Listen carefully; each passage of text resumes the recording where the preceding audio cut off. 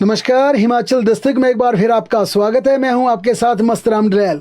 पेश करते हैं हिमाचल प्रदेश की प्रमुख खबरें। राज्य के कर्मचारी और पेंशनर्स पर आज लक्ष्मी पूरी तरह से मेहरबान हुई।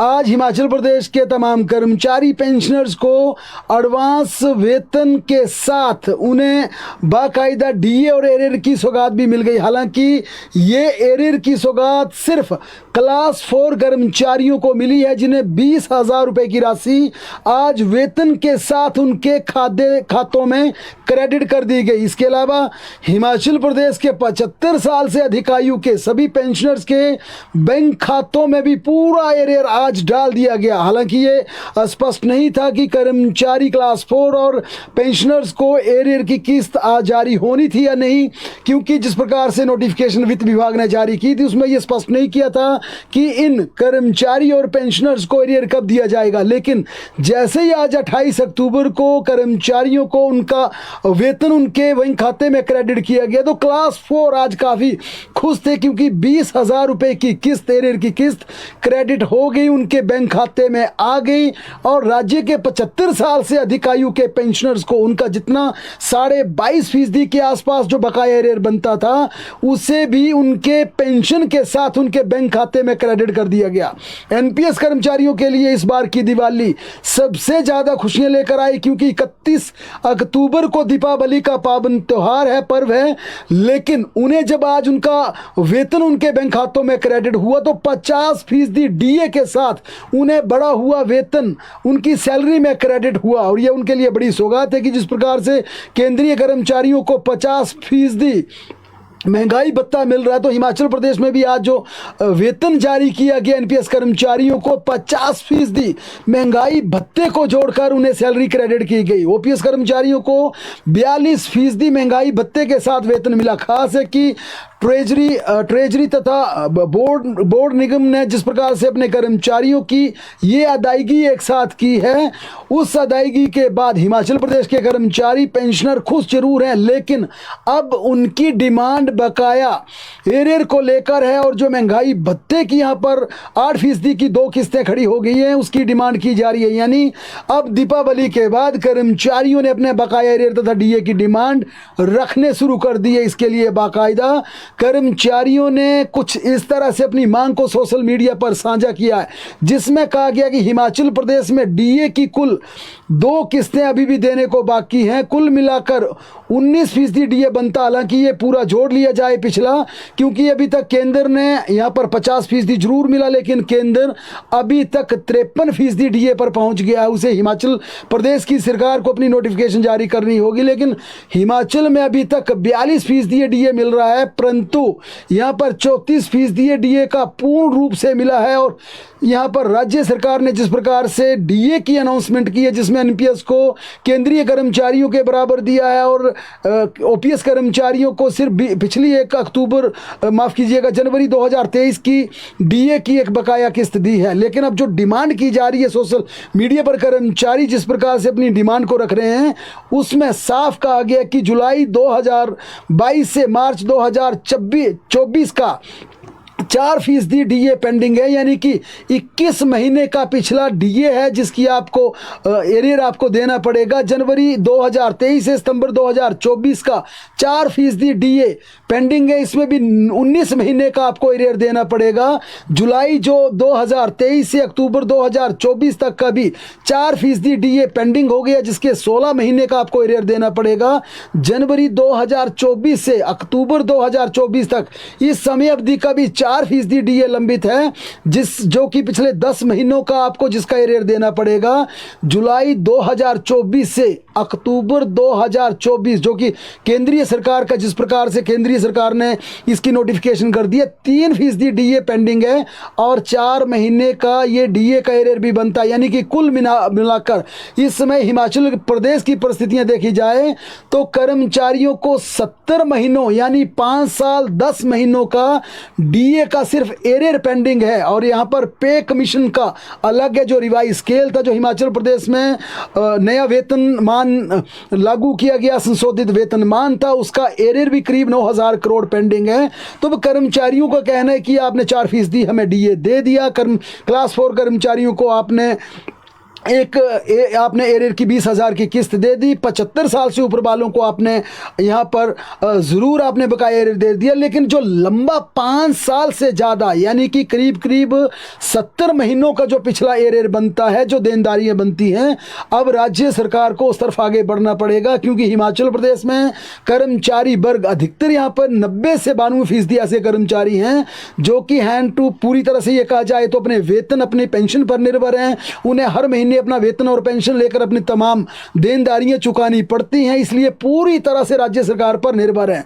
इस विषय पर जब हमने मुख्यमंत्री सुखविंदर सिंह सुक्खू से विशेष बातचीत में पूछा था तो उन्होंने कहा था कि हिमाचल प्रदेश की अर्थव्यवस्था पूरी तरह से पटरी पर लौट आई है और कर्मचारियों को अब अगली डीए की किस्त भी हम देंगे, उनका एरियर भी पूरा देंगे, और इसके साथ साथ जितने भी हिमाचल प्रदेश की ग्रामीण अर्थव्यवस्था गांव के लोग हैं उनके बारे में भी सरकार सोचेगी। और उन्होंने यह भी संकेत दिया कि अगला बजट यानी कि जब उनकी सरकार का यह तीसरा बजट आएगा उसमें भी आपको ग्रामीण अर्थव्यवस्था की झलक दिखेगी। यानी कर्मचारियों का तो राज्य सरकार ख्याल रखेगी, पेंशनर का पूरा ध्यान रखेगी, लेकिन अन्य वर्गों को भी सरकार छूने का पूरा प्रयास करेगी। हिमाचल प्रदेश के रिटायर्ड अध्यापकों को पढ़ाने का स्कूलों में मौका मिल सकता है। इस पर भी मुख्यमंत्री ने विशेष बातचीत में कहा कि अगर कोई रिटायर्ड अध्यापक हिमाचल प्रदेश में फिर पढ़ाना चाहता है वह अपनी बिल्कुल निःशुल्क सेवाएं भी दे सकता है, और उसे सरकार से अगर कुछ ऐसी उम्मीद है कि सरकार कुछ अदा करे तो हम प्रति घंटा अदायगी के हिसाब से रिटायर्ड टीचर्स की हिमाचल प्रदेश में सेवाएं ले सकते हैं, ताकि कोई टीचर छुट्टी चला जाए, कोई बीमार हो जाए, कोई स्टडी लीव पर चला जाए, यानी कि गैप अरेंजमेंट, जहां पर कुछ समय के लिए टीचर नहीं होता वहां पर हम रिटायर्ड टीचर्स को प्रति घंटे के लिए हम हायर कर सकते हैं। उसके लिए हमें उन्हें घंटे के हिसाब से पैसे भी दे सकते हैं। पिछले दिनों हिमाचल प्रदेश में एक खबर लगातार घूम रही थी कि 10 विधायकों की बिलासपुर में बैठक हुई। हालांकि ये बैठक किस राजनीतिक दल के नेताओं की थी, विधायकों की थी, ये स्पष्ट नहीं था। इस मुद्दे पर मुख्यमंत्री ने हिमाचल दस्तक को दिए इंटरव्यू में कहा कि ये जोड़ने का जरूर प्रयास किया गया कि कांग्रेस के 10 विधायकों की बैठक थी, जो कि सरासर गलत है। उन्होंने कहा कि हमने इनपुट लिया, हमने इंटेलिजेंस रिपोर्ट ली, जिसमें यह कहा गया कि ये बैठक तो भारतीय जनता पार्टी के विधायकों की थी। मुख्यमंत्री सुखविंदर सिंह सुक्खू ने यह भी कहा कि हर्ष महाजन, जो कि भारतीय जनता पार्टी की आजकल एक बड़े नेता खुद को साबित करने की फिराक में हैं, और वह भारतीय जनता पार्टी के राष्ट्रीय अध्यक्ष जेपी नड्डा के एडवाइजर बन चुके हैं। उन्होंने कहा कि ये उनकी रहमो करम पे ये बैठक बिलासपुर में होती है, और उन्होंने ये भी मुख्यमंत्री ने बड़ी बात कही कि इसमें भारतीय जनता पार्टी के अध्यक्ष को, यानी कि उन्होंने अध्यक्ष कौन से है ये बात तो स्पष्ट नहीं की, लेकिन जेपी नड्डा का एडवाइजर जरूर बताया। तो उन्होंने साफ इशारों में ये कहा कि भारतीय जनता पार्टी के हिमाचल प्रदेश के अध्यक्ष डॉक्टर अजीत बिंदल को हटाने के लिए ये बैठक चल रही थी। उन्होंने ये भी कहा कि इस बैठक में कौन कौन लोग मौजूद थे, यानी कि मुख्यमंत्री की स्टेटमेंट के बाद अब भारतीय जनता पार्टी में भी नई हलचल पैदा हो गई है, क्योंकि भाजपा के तमाम नेता भी इसका पलटवार कर रहे हैं कि भाजपा नेताओं की बैठकें अनुशासन के दायरे में होती हैं, अनुशासनात्मक ढांचे में होती हैं, और ये सब जानते हैं कि अगर बैठकों का सीक्रेट दौर चल रहा है तो किसके खिलाफ चल रहा है और क्यों चल रहा है। मुख्यमंत्री ने यह भी कहा कि सरकार में मुझे टारगेट किया जा रहा है, मुझे बदनाम करने की कोशिश की जा रही है, और इसके लिए कुछ लोग एक्टिव हुए हैं और उन्हें डिफेम करने का प्रयास कर रहे हैं। लेकिन उन्होंने कहा कि मैं ब्लैकमेलिंग से बिल्कुल नहीं डरता हूं, और सरकार को कोई ब्लैकमेल कर लेगा ये भूल जाए। सरकार तटस्थ है, बड़े फैसले ले रही थी और लेती रहेगी। यानी कि जो 10 विधायकों की सीक्रेट मीटिंग का एक ट्विस्ट था, उस पर मुख्यमंत्री ने एक चुटकी लेते हुए कहा कि जनाब ये बैठक तो भारतीय जनता पार्टी की थी और भाजपा के अध्यक्ष को हटाने के लिए बिलासपुर में बुलाई गई थी। उधर प्रदेश के युवाओं के लिए एक सुखद भरी खबर है, क्योंकि इंजीनियर, मेडिकल, बैंकिंग, इसके अलावा एसएससी समेत कई प्रतियोगी परीक्षाओं के लिए छात्रों को अब बड़ी स्तर पर मोटी फीस नहीं चुकानी पड़ेगी। राष्ट्रीय शैक्षणिक अनुसंधान और परीक्षण परिषद यानी कि एनसीईआरटी ने प्रतियोगी परीक्षाओं की तैयारी के लिए self assessment test and help for entrance exam योजना शुरू की है। इस योजना के जरिए छात्र जेईई, नीट, एसएमसी जैसी परीक्षाओं की तैयारी कर सकेंगे। एनसीटीआरटी ने अपनी आधिकारिक वेबसाइट पर इन प्रतियोगी परीक्षाओं की तैयारी करने वाले छात्रों के लिए साथी योजना की शुरुआत की है। पोर्टल पर छात्र अपना रजिस्ट्रेशन करके देश के बड़े शिक्षण संस्थानों के प्रोफेसर, सब्जेक्ट एक्सपर्ट और वहां से पढ़े छात्रों का मार्गदर्शन बिना फीस लिए प्राप्त कर सकते हैं। प्रदेश शिक्षा विभाग ने इस बाबत स्कूल प्रबंधन को आदेश जारी कर दिए हैं। वहीं छात्रों 10वीं व जमा 2 के छात्रों को एनसीटीआरटी के इस पोर्टल के बारे में भी जागरूक करने को कहा है ताकि वे निःशुल्क कोचिंग की सुविधा ले सकें। और हमारा जो स्टूडेंट है इस वेबसाइट पर, इस पोर्टल पर जा सकते हैं और ये जानकारी जुटा सकते हैं। हिमाचल प्रदेश बिजली बोर्ड कर्मचारी और अभियंताओं ने सरकार के खिलाफ संघर्ष तेज कर दिया है। बिजली बोर्ड के इंजीनियर्स और कर्मचारियों के संयुक्त मोर्चा की अगुवाई में आज कई प्रदेश के हिस्सों में धरना प्रदर्शन किया गया। शिमला के कुमार हाउस स्थित बिजली बोर्ड मुख्यालय के बाहर भी कर्मचारियों ने अपनी मांगों को लेकर धरना प्रदर्शन किया और सरकार के खिलाफ नारेबाजी की। संयुक्त मोर्चा की मांग है कि 16 अक्टूबर 2024 को जारी अधिसूचना को समाप्त कर इंजीनियर्स के सभी 51 पदों को बहाल कर दिया जाए। इसके अलावा इन्होंने मांग की है कि हिमाचल प्रदेश बिजली बोर्ड की विभिन्न इकाइयों में पिछले 10 से 12 सालों से काम करने के बाद निकाले गए सभी 81 चालकों को वापस लिया जाए, उनकी सेवाओं को बहाल कर दिया जाए। बिजली बोर्ड बिना किसी देरी के पुरानी पेंशन प्रणाली को भी लागू करने की यहाँ पर डिमांड कर रहा है। इसके अलावा इन्होंने 1030 स्वीकृत टीम एड के पदों को भरने की मांग रखी है, जिसकी मंजूरी उन्होंने कहा कि काफ़ी पहले मिल चुकी थी। ज्वाइंट फ्रंट का कहना है कि 22 महीने के कार्यकाल में सरकार 1 वर्ष अस्थायी प्रबंधन में निकाल गई, जिसके चलते कुप्रबंधन हुआ और बिजली बोर्ड को भारी नुकसान उठाना पड़ा, जिससे बिजली बोर्ड की वित्तीय स्थिति लगातार बिगड़ती चली गई। बोर्ड के ढांचे को भी भारी नुकसान हुआ। स्थायी प्रबंधन लगाने से जहां बिजली बोर्ड को हुए इस नुकसान से की भरपाई हो रही थी, वहीं तब प्रदेश सरकार द्वारा बिजली बोर्ड पर एक कैबिनेट कमेटी कंस्टिट्यूट कर दी गई। इस कमेटी द्वारा लिए गए फैसलों की साफ जाहिर होता है, यानी कि बड़ा सवाल यहां पर ज्वाइंट फ्रंट ने लगाया है कि लग रहा है कि यह कमेटी अब बड़े स्तर पर बिजली बोर्ड में पदों को हटाने का प्रयास कर रही है और तरह की कार्रवाई करने का प्रयास कर रही है। लेकिन इस पूरे मामले को लेकर मुख्यमंत्री सुखविंदर सिंह सुक्खू ने पिछले कल भी सोलन में यह स्पष्ट कर दिया था कि हिमाचल प्रदेश बिजली बोर्ड के कर्मचारियों के हित में फैसले लिए जाएंगे। हिमाचल दस्तक को दिए इंटरव्यू में भी उन्होंने कहा था कि कहीं ना कहीं कम्युनिकेशन का गैप है, संवाद की दिक्कत है। हम बिजली बोर्ड के साथ संवाद करेंगे और हमारे तमाम बिजली बोर्ड के कर्मचारी हमारे अपने हैं, उनकी डिमांड को भी पूरा करेंगे। लेकिन उन्होंने बड़े सख्त लिहाजे में कहा कि जिस प्रकार से बिजली बोर्ड से लोगों का जो बिजली का बिल आता है, अगर उसकी अधिकतर कमाई बिजली बोर्ड के वेतन पर चली जाए तो हम हिमाचल प्रदेश के लाखों उपभोक्ताओं पर इसका बोझ पड़ने नहीं देंगे, क्योंकि हमारे लिए सबसे ऊपर हिमाचल प्रदेश के उपभोक्ता हैं। हम नहीं चाहेंगे कि राज्य में उनको महंगी बिजली मिले। इसके चलते सरकार कुछ ठोस कदम जरूर उठाने जा रही है।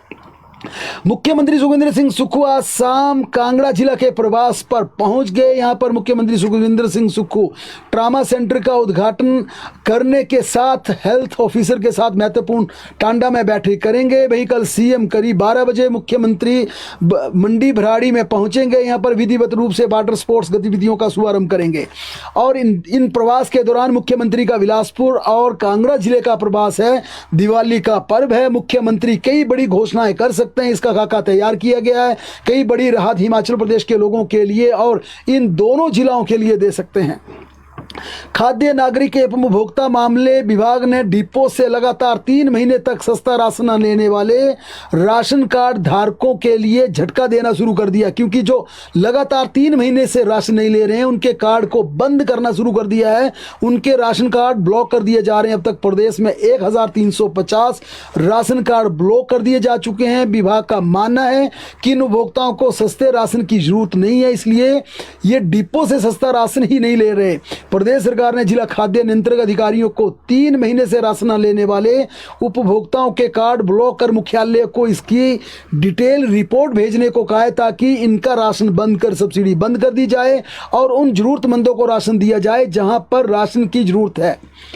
भारतीय जनता पार्टी के सांसद अनुराग ठाकुर सिंह भाजपा के वरिष्ठ नेता एवं पूर्व मुख्यमंत्री शांता कुमार का आशीर्वाद लेने के लिए उनके निवास स्थान पालमपुर पहुंचे। इस मुलाकात में दोनों नेताओं ने प्रदेश के राजनीतिक हालातों पर महत्वपूर्ण चर्चा की। अनुराग ठाकुर ने शांता कुमार के अनुभव और मार्गदर्शन की सराहना की, जबकि शांता कुमार ने युवा नेताओं को राजनीति में अपनी जिम्मेदारियों का बेखूबी निर्वहन करने की सलाह दी। इस बातचीत में स्थानीय विकास तथा पार्टी की रणनीतियों और आगामी चुनावों पर भी चर्चा की बात कही गई। हालांकि ये बड़ी बात है कि अनुराग ठाकुर अपने तमाम तामझाम को छोड़कर दीपावली से पहले भाजपा के दिग्गज नेता शांता कुमार से मिलने पहुंचे। हिमाचल प्रदेश की जेलों में कैदियों की लगातार बढ़ रही संख्या के मद्देनजर अब 3 और नई जेलें हिमाचल प्रदेश में बनाने की तैयारी है। इस संबंध में सुप्रीम कोर्ट के आज्ञा पत्र के बाद गृह विभाग ने प्रदेश के शिमला, सोलन और कांगड़ा जिला में नई जेलों के निर्माण का फैसला लिया है। इस बाबत अतिरिक्त मुख्य सचिव ने महानिदेशक कारागार एवं सुधार सेवाएं निदेशालय को आदेश पारित किए हैं। इसके बाद कारागार मुख्यालय ने संबंधित जिला उपायुक्तों को इन नई जेलों के निर्माण के लिए भूमि की उपलब्धता प्रदान करने का प्रस्ताव भेजा है। उल्लेखनीय कि सुप्रीम कोर्ट ने देश के 1382 जेलों में कैदियों को लेकर ब्यौरा मांगा। मौजूदा समय में हिमाचल प्रदेश में 14 जेलें हैं। इनमें से 2 केंद्रीय जेलें हैं, 9 जिला जेलें तथा 3 उप जेल हैं। इन सभी जेलों में कैदियों की रखने की कुल क्षमता 2400 है। इस समय जेलों में क्षमता इससे कहीं ज़्यादा हो चुकी है और माना जा रहा है कि 2400 की क्षमता के विरुद्ध हिमाचल प्रदेश में 3000 के करीब इस समय विभिन्न मामलों में जो चाहे विचाराधीन कैदी हैं, चाहे सजा याफ्ता कैदी हैं, इनकी संख्या लगभग 3000 है। इनमें से करीब 100 महिलाओं सहित जिनके खिलाफ आरोप सिद्ध हो चुके हैं कैदी हैं और विभिन्न आरोपों में मुकदमों का सामना करने वाले यहाँ पर बंदी शामिल हैं। जिला मंडी और कुल्लू में नई जेलों के निर्माण का कार्य जारी है। इसके अलावा कैदियों के अच्छे आचरण के चलते ओपन कारागार की सुविधा भी दी जा रही है। हिमाचल प्रदेश हाई कोर्ट ने आज एक बड़ा फैसला पारित किया। हिमाचल हाई कोर्ट ने विकासात्मक कार्यों के लिए पेड़ों की अंधाधुंध कटाई की मंजूरी देने की बजाय पेड़ों की प्लांटेशन के लिए प्राप्त प्रावधान करने के आदेश पारित किए। कोर्ट ने राष्ट्रीय राजमार्ग प्राधिकरण एवं हिमाचल प्रदेश सरकार को आदेश पारित किए कि वे पेड़ों के संरक्षण और प्रत्यारोपण को लेकर दिल्ली सरकार द्वारा दिनांक 24 दिसंबर 2020 को जारी अधिसूचना को अपनाने या ऐसी ही एक नीति बनाने के लिए वांछनीयता पर विचार कर सकते हैं। प्रदेश हाई कोर्ट ने शिमला कांगड़ा राष्ट्रीय उच्च मार्ग के विस्तारीकरण के लिए काटे जा रहे पेड़ों से जुड़े मामले का निपटारा करते हुए ये आदेश पारित किए हैं। कार्यवाहक मुख्य न्यायाधीश त्रिलोक सिंह चौहान और न्यायाधीश सत्येन वैद की खंडपीठ ने इस मामले में चूंकि पेड़ों की अवैध कटाई का कोई मामला सामने नहीं पाया, इसलिए फैसले में कहा गया कि हम प्रतिवादियों को अंधाधुंध कटाई की मंजूरी देने की बजाय पेड़ों के प्रत्यारोपण के लिए पर्याप्त प्रावधान करने के निर्देश देकर इस याचिका का निपटारा करना उचित समझते हैं। मामले की सुनवाई के दौरान कोर्ट मित्र ने बताया कि इस मामले में अवैध कटान का कोई मामला सामने नहीं आया, परंतु अनेकों पेड़ों का प्रत्यारोपण कर पर्यावरण को होने वाले नुकसान को बचाया जा सकता था। इस पर कोर्ट ने कहा कि हम न्याय मित्र से इस बात पर पूरी तरह सहमत हैं और अब समय आ गया कि जहां तक संभव हो पेड़ों का प्रत्यारोपित करके संरक्षित किया जाए। मामले के अनुसार हाईकोर्ट को लिखे ईमेल में मुख्य न्यायाधीश ने इस मामले पर स्वतः संज्ञान लिया था। ईमेल के माध्यम से बताया गया था कि शिमला कांगड़ा राष्ट्रीय राजमार्ग पर बड़ी क्रूरता से सैकड़ों पेड़ों को काटा जा रहा है। विशेषकर ज्वालामुखी के पास अनेकों पेड़ बिना मतलब के काटे गए हैं। पेड़ों को बचाने का कोई प्रयास नहीं किया जा रहा है। ज्वाला जी के पास अनेकों पेड़ ऐसे काट दिए गए हैं जिन्हें सड़क के डिवाइडर के रूप में ज्यों का त्यों इस्तेमाल किया जा सकता था। पर्यावरण की समझ न रखने वालों के हवाले से इस प्रोजेक्ट को सौंपा गया जो चंद पैसों के लिए प्रदेश के पर्यावरण को भारी नुकसान पहुंचा रहे हैं। उन्हें इस बात का ज्ञान ही नहीं है कि हम जिस बेदर्दी के साथ चंद पैसों के लिए पर्यावरण को ताक पर रखकर पेड़ों को काट रहे हैं, इससे कहीं अधिक जुर्माने के रूप में प्रकृति हमें ये सब वसूल कर लेगी। आम जनता और वन्य जीवों को ऐसा नुकसान पहुंचाया जा रहा है जिसकी भरपाई संबंधित अथॉरिटी द्वारा नहीं की जा सकती। हिमाचल में आई आपदा का जिक्र जिक्र करते हुए ईमेल के माध्यम से बताया गया था कि 50 से 100 साल पुराने बेहद खूबसूरत पेड़ों को बचाने का कोई प्रयास नहीं किया गया। प्रार्थी ने संतुलित विकास की को दरकार की बात करते हुए समय रहते उचित कदम उठाने की मांग की थी। कांगड़ा जिले में आज दोपहर बाद एक निजी बस दुर्घटनाग्रस्त होने से हो गई, जिसमें यह घटना पेश आई। ये हादसा राजा का तालाब ज्वाली मार्ग पर हुआ। बस संसारपुर टहरी से ज्वाली की ओर जा रही थी कि समलाना में वियर फैक्ट्री के पास अनियंत्रित होकर नाले में नीचे उतर गई, जिससे 10 यात्री चोटिल हो गए। घायल यात्रियों को सिविल अस्पताल ज्वाली में उपचार के लिए भेजा गया, जबकि गंभीर रूप से घायल राकेश कुमार को टांडा अस्पताल में रेफर कर दिया गया। बस परिचालक ने बताया स्टीयरिंग लॉक होने के कारण यह हादसा पेश आया। शिमला पुलिस ने चिट्टा तस्कर गिरोह राधे गैंग के 6 आरोपियों को बीती शाम रामपुर के समीप गिरफ्तार कर लिया गया। इस गैंग के 2 आरोपी बीते 17 अक्टूबर को लगभग 47 ग्राम चिट्टे के साथ गिरफ्तार किए जा चुके हैं। इनसे पूछताछ के आधार पर 6 आरोपियों को पुलिस ने पकड़ा है। पुलिस को आशंका है कि अभी और सदस्य इस गैंग के शामिल हो सकते हैं। पकड़े गए 6 आरोपियों को पुलिस रिमांड के लिए अदालत में पेश किया जाएगा। अब तक राधे गैंग के 8 तस्कर पकड़े जा चुके हैं। राधे गैंग के सदस्य पंजाब से चिट्टा लाते थे और शिमला जिले के रामपुर व अन्य क्षेत्रों में सप्लाई करते थे। इनमें से 2 आरोपी कुल्लू जिला और 4 शिमला जिला से संबंध रखने वाले बताए जा रहे हैं। शिमला के हिमलैंड में आज सुबह एक बड़ा हादसा होते होते टल गया। यहाँ 2 गाड़ियों की बीच में जोरदार टक्कर से चालक को गंभीर चोटें आई। टक्कर इतनी जोरदार थी कि दोनों गाड़ियों के बम्पर बुरी तरह से चोटिल हो गए और दोनों गाड़ियों की काट रोड पर जो दिशा थी वो विपरीत हो गई और जो लेफ्ट साइड से आ रही थी वो राइट साइड की चली गई, जो राइट साइड आ रही थी वो लेफ्ट साइड चली गई। सोलन जिला के अर्की के सऊबाग में एक महिला पहाड़ के नीचे गिरी, जिससे उसकी मौत हो गई। 53 वर्षीय सुनीता देवी पिछले कल अपने पति दीनानाथ के साथ घास काटने गई थी। दीनानाथ ने बताया कि उसकी पत्नी उससे पहले ही घासनी में पहुंच गई थी और घास काटने लगी थी। कुछ देर बाद जब दीनानाथ वहां पहुंचे तो सुनीता घास इकट्ठा कर रही थी। अचानक पैर फिसलने के कारण में ढलान से नीचे पुरानी सड़क पर जा गिरी। दीनानाथ ने तुरंत सुनीता को 108 एम्बुलेंस की सहायता से अर्की अस्पताल लेकर पहुंचे, लेकिन वहां डॉक्टरों ने उसे मृत घोषित कर दिया। बिलासपुर जिला के नकराना पंचायत और कलर गांव पंचपोड़ा में शराब के ठेके के विरोध में चक्का जाम किया गया। कुछ दिन पहले इस गांव में शराब के ठेके को बंद करने के विरोध में गांव नकराना और कलर पंचायत के कुछ लोगों का प्रतिनिधि मंडल जिलाधीश बिलासपुर से मिला था तथा उन्होंने आश्वासन दिया था कि जल्द यहां से ठेका उठा दिया जाएगा। बावजूद इसके यहां पर ठेका चलता रहा तथा ठेका बंद नहीं हुआ, जिसके विरोध में ग्रामीणों ने प्रदर्शन कर दिया और नारेबाजी भी की। इस दौरान विधायक रणधीर शर्मा भी मौके पर पहुंच गए। उन्होंने कहा कि 31 मार्च तक इस ठेके का आवंटन हुआ था।